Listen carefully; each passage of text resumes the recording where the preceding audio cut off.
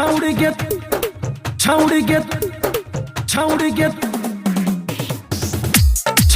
तोर चढ़ल जवानी जो बना से छोड़ोगे पानी। चीज तोर छौड़ी वेरी मच हाउ। छौड़ी के तोर चढ़ल जवानी जो बना से छोड़ोगे पानी। छौड़ी के तोर चढ़ल जवानी जो बना से छोड़ोगे पानी। चीज तोर छौड़ी वेरी मच हाउ। कितना के छौड़ा फसाई लेनी गे अपना चक्कर में पगलाई देनी गे। कितना के छौड़ा फसाई लेनी गे कितना के छौड़ा फसाई लेनी गे। कितना के जन पगलाई देनी गे। छौड़ी के तोर चढ़ल जवानी जो बना से छोड़ोगे पानी। चीज तोर छौड़ी वेरी मच हाउ। चीज तोर छौड़ी वेरी मच हाउ मच हाउ।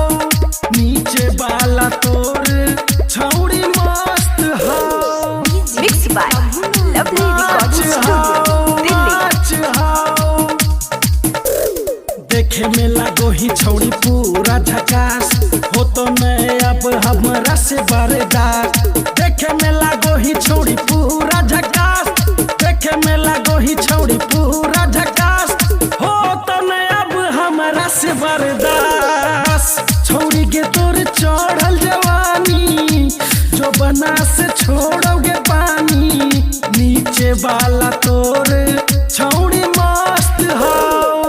चीज तोर छौड़ी वेरी मच हाउ मच हाउ। नीचे वाला तोर छौड़ी मस्त हाउ मच हाउ मच हाउ। जब से मिलल लो नजर से नजर दिलवा में होले छौड़ी अलग असर। जब से मिलल लो नजर से नजर जब से मिलल लो नजर से नजर दिलवा में होले छौड़ी अलग असर। छौड़ी के तोर चढ़ल जवानी जो बना से छोड़ोगे पानी। नीचे वाला तोर छौड़ी मस्त हाउ। चीज तोर छौड़ी वेरी मच हाउ मच हाउ। नीचे वाला तोर छौड़ी मस्त हाउ मच हाउ मच हाउ। राइटर रवि के छौड़ी मान ले तू बात दीपक दियारा के दे दे अजुरात। राइटर रवि के छौड़ी मान ले तू बात राइटर रवि के छौड़ी मान ले तू बात। दीपक दियारा के दे दे अजुरात। छौड़ी के तोर चढ़ल जवानी जो बना से छोड़ोगे पानी। चीज तोर छौड़ी वेरी मच हाउ। छौड़ी के तोर चढ़ल जवानी जो बना से छोड़ोगे पानी। छौड़ी के तोर चढ़ल जवानी जो बना से छोड़ोगे पानी। चीज तोर छौड़ी वेरी मच हाउ।